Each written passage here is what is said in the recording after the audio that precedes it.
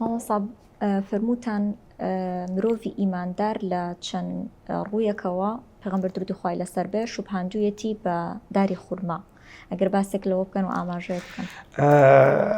حەدیسەکە ئیبن عومەر ڕیوایەتی کردێ دەفەرمووی لە خزمەت پێغەمبەری دانیشتبوون. ئیبن عومەر و ئیبن عەباس ئەوانە لە طەبەقەی گچکەی سەحابەکان دەفەرمی دانیشتبوون کیباری سەحابە لە خزمەت پێغەمبەری بوون صلی الله تعالی علیه وسلم.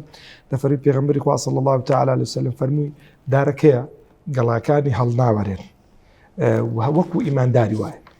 پێغەمبەری خوا صلی الله تعالی علیه وسلم فەرمووی چێ ئەزانی چێ دەفەرمی هەمان خۆ کرد. ابن عمر فەرمی والله ئەمزانی قەسپە ئەمزانی دارخورما بەس ئەدەبم کرد باسی بکەم. دوێ دەڵێ کاتێکی کە هەر ستاین پێغەمبەری خوا صلی الله علیه وسلم فەرمی ئەو دارخورما قسەی کرد دەری گوتمە بابی خۆ بابە والله ئەمن دەمزانی دارخورما دەیگوت کوڕە من ئەگەر ئەو کاتت بگوت با قەسەم بەخوای لە هەموو دنیایان ئەگەر بێت و بدابامیان دێ ئەو قسەم پێ خۆش نابوو کە کوڕە من شتێکی لە خزمەت پێغەمبەری بزانی علیه الصلاة والسلام. دوێ پێغەمبەری خوا صلی الله علیه وسلم ئینسانی موسڵمانی تەشبیه کردی بە چ بە دارخورما. زعما لەما ئەفەرموو لەبەر چ یەک لەبەرەوەی طیبی منظری هەیە منظەرەکەی جوانە شکلی جوانە و ڕائحەشی جوانە و هەروەها سەمەرەشی جوانە و هەروەها منفعەتیشی طیبی منفعەتیشی یعنی لە چوار ڕواوە.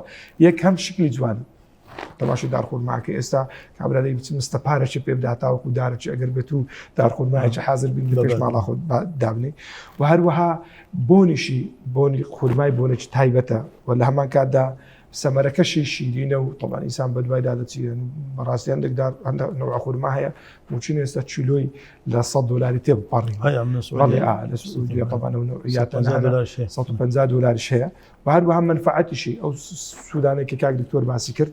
جا فەرمی دەبی ئینسانی موسڵمان یەک لە ڕووی شکلەوە دەبی جوان بی، دوو لە ڕووی بۆنەوە دەبی ئینسانێکی بۆن خۆش و ڕێک بی و دەبی ئینسانێکی بەکەلکیش بی سەمەرەکەشی بەکەلک بێ و لە هەمان کاتیشدا منفعەتیشی هەبێ ئەو ئینسانە.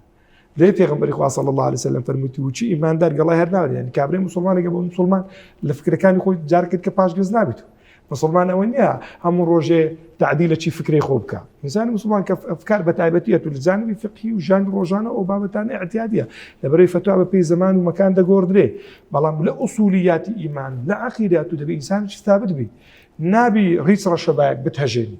دەبێ وچ ئەو دارخورمایی بی کە گەڵاکانی هەڵناوەرێن، دەبێ وچ ئەو دارخورمایی بی کە قەد و باڵاکەی وەکو خۆی ئەمێنێتەوە و دەبێ وەکو ئەو دارخورمایی بی دەبێ ثابت بی.